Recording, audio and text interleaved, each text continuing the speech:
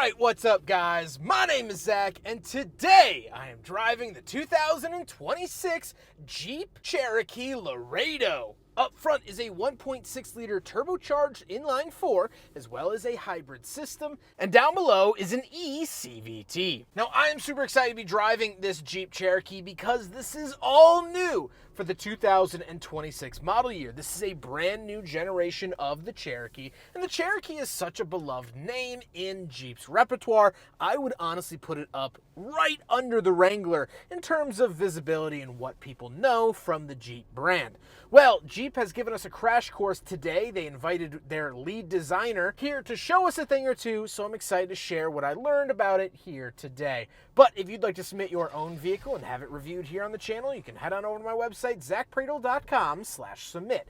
It's a quick and easy submission form. It takes under a minute to fill out, and I come out to you. And if you'd like to see all my videos weeks or sometimes months in advance, you can head on over to my Patreon for only $5 a month. But let's get back to that 1.6 liter turbocharged 4-cylinder hybrid under the hood. Well, the Cherokee is going hybrid, and this is a new engine for the American market. This engine was actually pulled from their European division, where Europe tends to like smaller displacement turbo hybrid setups. They've always had a bigger emphasis on fuel efficiency than us Americans. So Jeep went over there, asked to borrow the engine and bring it here to the States. So this is the first vehicle to get it here in the United States. And honestly, I like it. It works well, it does the job, and I don't have any complaints. I like the fact that Jeep is moving more towards hybrids in this classification of car. The Cherokee is not going to be a dedicated off-road vehicle. That's going to be the Wrangler, and so a hybrid for around town, this is going to spend 99.99999% of its life on the road. It's going to get good fuel economy while doing that. However, Chrysler actually isn't a stranger to hybrids, and I only say that because that's a Chrysler Aspen, a vehicle I very much still want to review, and they did offer a hybrid of that way back in like 07. So they're not a stranger to hybrids, but they have brought it here to the Cherokee. Now, like I said, paired to it is an eCVT, or electronically controlled continuously variable transmission, and it's fine. I think in this application it works well because it is a hybrid. Hybrid vehicles always respond better to eCVTs or CVTs in general because they're switching between gas and electric modes. It just feels more natural. So it works well here. Last but not least, of course, the Jeep Cherokee is four-wheel drive. How does it feel to drive the Jeep Cherokee? Well, let's see here.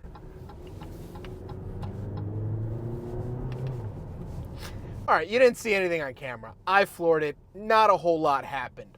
But this is an around town everyday car, and so it operates like any other regular hybrid SUV would. It's not blowing me away. I'm not wowed by the performance or clutching my pearls, but it does a good job, and that's all I can really ask for from a vehicle like this. It's simple, it's efficient, it works. It'll get high 30s in terms of fuel economy. Don't pay attention to what the gauges are saying. We're at an event today, and every journalist has been flooring it, letting it idle. The average MPGs on the screens that you see are just not accurate. It drives well enough. It's fine enough. It doesn't feel rattly or clangy like some Jeeps have in the past. It feels a lot more refined than some of its predecessors, and I like that quite a bit. With that stuff out of the way, let's talk about the interior. Well, in front of me, I have a completely digital dashboard. Now, Jeep told us that they took about 30% of the clutter out of this dashboard. It's a lot more of a clean look. I really enjoy that. And for digital gauge clusters, I think for a time there, a lot of companies were just so excited by the fact that they could add stuff into a dashboard. They didn't ask if they should. And so companies are starting to clean these up, and I like that. On the steering wheel, on the left, we do have our selectors for that gauge cluster screen, as well as pages and phone options. And off to the right, we have our adaptive cruise, as well as our active driving assist. Off to the left, we do have a climate control vent up high. Down low, we have our gas cap release, headlight switches, and gauge dimmer switch, as well as our power parking brake and hood release. And then moving on to the door, we have some nice materials on the door, as well as we have power mirrors, power windows, and of course, power locks. Moving into the center, we get two climate control vents. We get our hazard switch and our infotainment display. This does have the Uconnect 5 system from Jeep. It works well enough. I like it quite a bit. Something new here, obviously, is they do have hybrid pages. So you can take a look at what the hybrid systems are doing, which for a dorky geek like myself, I always enjoy keeping up. Wireless Apple CarPlay and Android Auto, all the fixins there. And we do have a backup camera, however, higher trims will have a 360 camera. Down below that, we do have our climate controls. Now, dual zone climate, fan speed, all of that stuff. We do have heated seats as well. This is one of the only parts of the car that actually has piano black on it. Jeep is actively trying to get rid of piano black in cars, and there's still some locations like this that does have it, but it's fine. They operate well enough, and you're not forced to use the screen every waking moment of the day. Down below that, we have our lane keep assist off, traction control off, low gear mode, and parking sensors on and off. We have 2 USB-Cs and a giant cubby in the center. And moving up the center console, we have our engine start-stop button off to the left. We have our dial shifter, turn it to the right for drive, left for reverse, and of course our drive modes for sand and mud, snow, auto, and sport. Off to the right, we do have cup holders, and because these cup holders are actually shared with the Wagoneer S and the Dodge Charger, I can tell you before even testing, but we'll still test it here today, that they do in fact pass the big friggin' bottle test.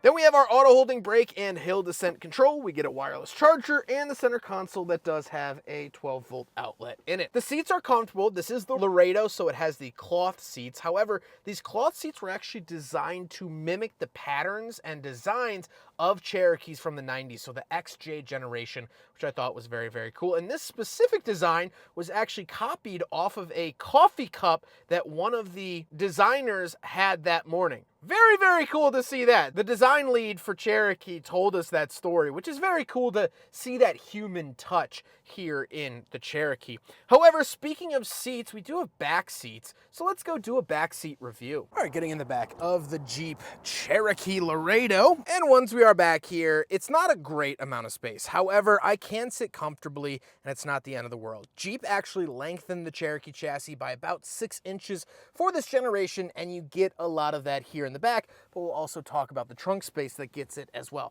The same sort of material carries on back here, the same coffee cup styling on the seats. Love that. We get 2 USB-Cs down there and our own climate vents, and of course we have a center console with 2 cup holders in there. Headroom is great as well. My big head fits in the back of the Cherokee. Is this the most spacious back seat I've ever been in?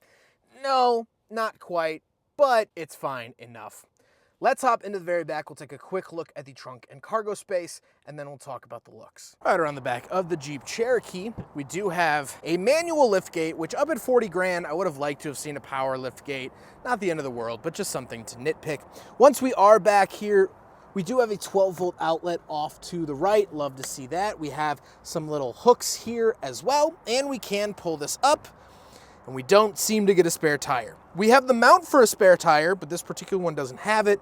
Maybe it will at some point in the future. Maybe you could put one in here, but that would have been nice to see.